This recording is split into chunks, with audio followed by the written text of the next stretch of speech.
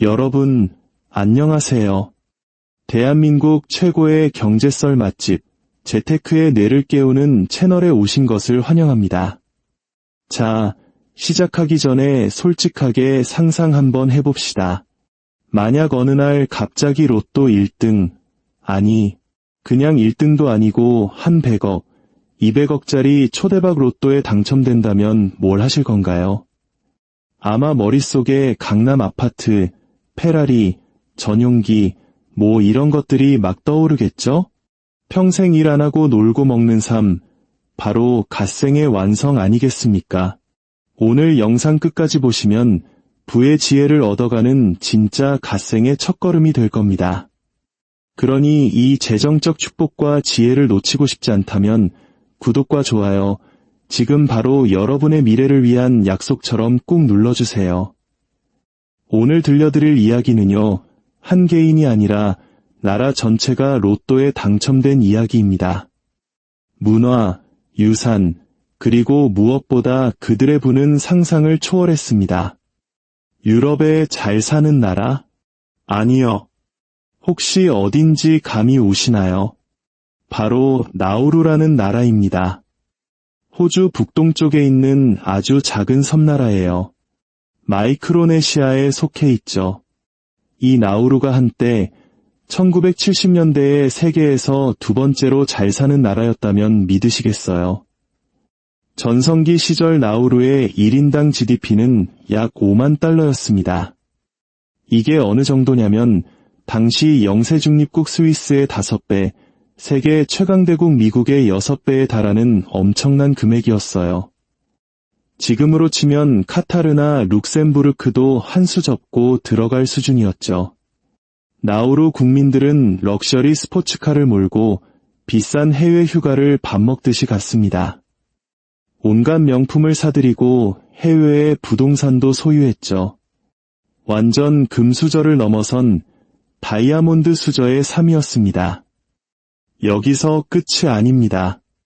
전기, 교육, 유료 같은 기본적인 사회 서비스는 전부 공짜였습니다.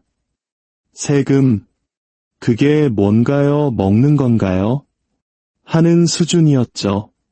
나우루 국민이라는 것 자체가 평생의 여가와 사치를 보장하는 신분증이었던 셈입니다. 정부 고위 관리가 되면 바하마로 골프 여행을 가는 게 업무의 일환이었을 정도니까요. 그런데 이 모든 것이 1990년대에 들어서면서 와르르 무너져 내립니다. 새로운 밀레니엄을 맞이했을 때 나우루의 1인당 GDP는 전성기였던 70년대에 비해 무려 16분의 1 토막이 나버렸습니다. 대체 무슨 일이 있었던 걸까요? 어떻게 세계에서 가장 부유했던 나라 중 하나가 불과 한 세대 만에 가장 가난한 나라 중 하나로 전락해버린 걸까요? 이 미스터리를 풀기 위해 시간의 태엽을 거꾸로 감아보겠습니다. 수세기 동안 나우루 섬에 살던 부족들은 자연과 조화를 이루며 살았습니다. 딱 필요한 만큼만 자연에서 얻고 그 이상을 탐하지 않았죠.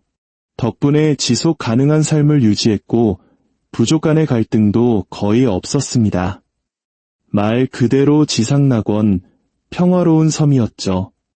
하지만 그 평화는 유럽인들이 도착하면서 깨지기 시작합니다.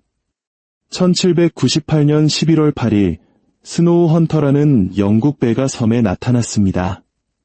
선장은 섬의 아름다움에 반해 플레전트 아일랜드, 즉 기분 좋은 섬이라는 이름을 붙여줬죠. 하지만 이름과 달리 이후 몇십 년간 섬에 들어온 유럽인들은 대부분 도망친 범죄자들이었고 이들은 나우루 해변을 폭력으로 지배했습니다. 섬에는 총과 술이 퍼져나갔고 한때는 드물었던 폭력과 부족 간의 분쟁이 일상이 되어버렸습니다. 이런 혼란 속에서도 이 작은 섬나라는 유럽 열강의 공식적인 식민지가 되지는 않았습니다. 그럴 만한 가치가 없다고 판단했기 때문이죠. 네, 바로 그것이 발견되기 전까지는요. 그것은 바로 인광석이었습니다. 1899년 엘버트 앨리스라는 지질학자가 아주 평범해 보이는 돌멩이를 조사하다가 그것이 사실은 최고 등급의 인광석이라는 사실을 발견합니다. 인광석이 뭐냐고요? 바로 비료의 핵심 원료입니다. 식물을 미친 듯이 자라게 하는 마법의 가루죠. 이후 조사에서 섬 전체의 80%가 이 슈퍼비료로 뒤덮여 있다는 사실이 밝혀졌습니다. 섬 전체가 돈벼락이었던 겁니다. 이 발견은 나우루의 운명을 완전히 바꿔놓았습니다. 독일이 가장 먼저 채굴 사업을 시작했고 1차 세계대전 이후에는 승전국인 대영 제국이 이 권리를 빼앗아 호주에 넘겨버립니다. 1920년대 초 나우루는 연간 20만 톤의 인광석을 수출했고 20년 뒤에는 그 양이 4배로 늘어났습니다. 그러다 1940년대 일본이 이 작은 섬을 침략하면서 채굴은 잠시 중단됩니다. 일본은 나우루를 잔혹하게 유린했고 2차 세계대전이 끝났을 때 섬에 남은 나우루인은 600명도 채 되지 않았습니다. 인구의 4분의 1이 목숨을 잃었죠. 전쟁 후 우는 호주, 영국, 뉴질랜드를 나우루의 신탁 통치국으로 지정했습니다. 하지만 본질은 달라지지 않았어요. 인광석 채굴은 다시 한번 붐을 잃었고 수출량은 계속해서 치솟았습니다. 1968년 마침내 나우루는 독립을 쟁취합니다. 하지만 그때까지 무려 3,500만 톤의 인광석이 나라 밖으로 빠져나간 뒤였죠. 여러분은 아마 원주민인 나우루인들이 이 수출로 큰 돈을 벌었을 거라고 생각하시겠죠. 천만에요. 그들은 독립 전까지 거의 아무런 혜택도 받지 못했습니다. 독립 후 나우루인들은 마침내 자신들의 섬 자원에 대한 통제권을 갖게 됩니다. 이때부터 나우루의 GDP 성장은 말 그대로 폭발적이었습니다. 독립 후 불과 7년 만에 세계에서 2번째로 부유한 국민이 되었죠. 왜냐하면 인광석을 캐고 판매하는 데 필요한 시장, 인프라, 장비가 이미 완벽하게 갖춰져 있었고 이제 그 모든 것이 나우루의 소유가 되었기 때문입니다. 이 갑작스러운 부는 아주 호화롭게 사용되었습니다. 나우루는 항공기, 크루즈선, 해외 호텔을 닥치는 대로 사들였습니다. 온갖 사치품이 수입되었고 이 작은 섬나라에서 스포츠카를 소유하는 것은 아주 흔한 일이었습니다. 정부는 모든 국민에게 고임금 일자리를 보장했고 주택부터 공과금까지 모든 것이 무료이거나 국가 보조를 받았습니다. 나우루 국민들은 말 그대로 돈을 길에 버려도 걱정할 필요가 없었습니다. 그들의 사치스러운 생활을 감당하고도 남을 만큼 돈이 계속해서 쏟아져 들어왔으니까요. 인생은 정말 끝내줬습니다. 네, 그 끝이 오기 전까지는요. 1990년대가 되자 마침내 인광석이 바닥을 드러내기 시작했습니다. 그리고 돈줄도 함께 마르기 시작했죠. 설상가상으로 나우루 정부는 이 필연적인 미래에 대해 거의 아무런 준비도 하지 않았습니다. 스포츠카와 럭셔리 호텔에 투자하는 것이 국민 교육과 직업 훈련에 투자하는 것만큼의 배당금을 주지 않는다는 사실을 너무 늦게 깨달은 거죠. 마치 비트코인 떡상했을 때 번 돈으로 전부 람보르기니만 사고 정작 시드머니를 불릴 다른 공부는 전혀 안 한 코인 졸부와 같았습니다. 상황이 어려워지자 정부는 수입원을 확보하기 위해 다양한 시도를 합니다. 조세 피난처가 되어 역에 금융 서비스를 제공하기 시작했죠. 나라를 방문하지 않아도 계좌를 열 수 있게 해줬습니다. 또한 경제적 시민권이라는 이름으로 일정 금액만 내면 묻지도 따지지도 않고 여권을 팔았습니다. 뇌절의 연속이었죠. 이것이 어떤 최악의 결과를 낳았을지는 쉽게 상상하실 수 있을 겁니다.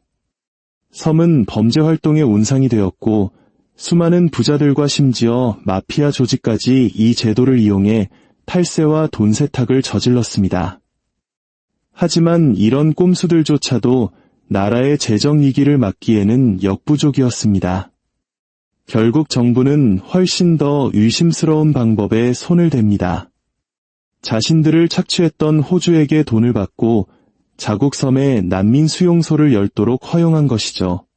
그들이 어떤 조치를 취했든 현실은 변하지 않았습니다. 인광석 붐은 끝났고 좋았던 시절도 함께 끝났습니다. 섬을 예전의 라이프 스타일로 되돌릴 수 있는 빠른 해결책은 어디에도 없었습니다. 나우루의 이야기는 우리에게 아주 중요한 교훈을 줍니다.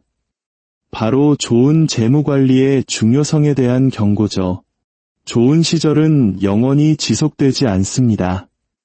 이것은 역사 속에서 우리가 수없이 봐온 이야기입니다. 위기가 닥쳤을 때 당신은 준비되어 있어야만 합니다. 나우루는 전혀 준비되어 있지 않았습니다. 정부는 경제를 다각화하거나 국민들의 기술 수준을 높이려는 노력을 거의 하지 않았습니다. 인광석 수출 감소는 나라를 직격했고 실업률은 무려 90%까지 치솟았습니다. 해외에서 일자리를 구하는 것도 대부분의 사람들에게는 불가능한 선택지였습니다. 해외로 나갈 돈이 없거나 취업에 도움이 될 만한 기술이 없었기 때문이죠. 더욱 비극적인 것은 과거의 부유함이 남긴 상처였습니다. 국민의 94%가 과체중이었지만 이제 그들을 돌봐줄 제대로 된 의료 시스템은 존재하지 않았습니다.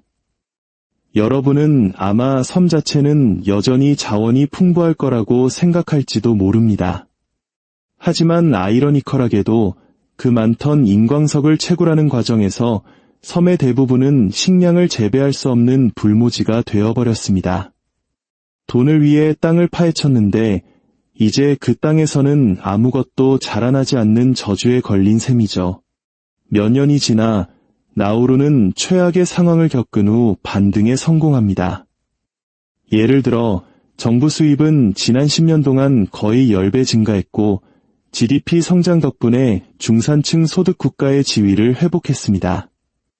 물론 70년대만큼 부유하지는 않지만 사람들은 이제 소박하고 편안한 삶을 살기에 충분한 돈을 벌고 있습니다. 자, 그렇다면 여기서 질문이 생깁니다. 이 모든 비극은 서구 식민주의와 착취의 잘못이었을까요? 분명 일리가 있는 말입니다. 강대국이 자원 착취를 목적으로 작은 나라를 점령할 때 그들의 머릿속에 교육, 의료, 개혁 같은 단어는 존재하지 않습니다. 나우루가 2차 세계대전 동안 잔혹하게 유린당했을 때 그들의 국민은 말로 다 할 수 없는 비극을 겪었습니다. 그렇기 때문에 이후 경제적 붐이 왔을 때 그 돈을 흥청망청 쓰고 싶어 했던 것은 어쩌면 당연한 심리였을지도 모릅니다. 오랜 흙수저 생활 끝에 갑자기 다이아 수저가 됐을 때의 보상심리 같은 거죠. 오해하지 마세요. 이것이 나쁜 재무관리와 정부 부패에 대한 변명이 될 수는 없습니다. 하지만 우리는 한 나라의 전체 역사와 그 맥락을 봐야 합니다. 만약 나우루가 착취당하지 않았고 교육과 재정적 책임감에 대한 더 많은 강조가 있었고 원주민에 대한 더 나은 대우가 있었다면 나우루는 독립 이후 찾아온 부를 관리할 수 있는 도구를 가졌을지도 모릅니다. 물론 그들 자신의 책임이 완전히 없는 것은 아닙니다. 하지만 저는 역사가 한 국가의 재정 관리 능력에 지대한 영향을 미친다고 생각합니다. 나우루의 몰락은 그들 자신의 잘못이었을까요? 아니면 다른 무언가의 결과였을까요? 여러분의 생각이 궁금합니다. 아래 댓글로 남겨주세요. 이처럼 부의 정점에서 나락으로 떨어진 이야기는 또 있습니다. 바로 스페인 제국의 이야기인데요. 나우루와 아주 비슷한 궤적을 그립니다. 그 이야기는 다음 영상에서 더 자세히 다루도록 하겠습니다. 오늘 이야기는 여기까지입니다. 나우루의 비극은 단순히 먼 나라 이야기가 아닙니다. 이것은 우리 각자의 이야기일 수 있어요. 갑작스러운 기회, 예기치 않은 행운이 찾아왔을 때 우리는 그것을 어떻게 관리하고 미래를 위해 투자할 것인가? 진짜 부는 통장 잔고의 숫자가 아니라 그 돈을 관리하고 더 큰 가치를 만들어낼 수 있는 능력과 지혜에서 나온다는 사실을 꼭 기억하시기 바랍니다. 여러분의 재정적 지혜가 성장하는 그날까지 저는 다음에도 더 흥미로운 경제 이야기로 돌아오겠습니다. 감사합니다.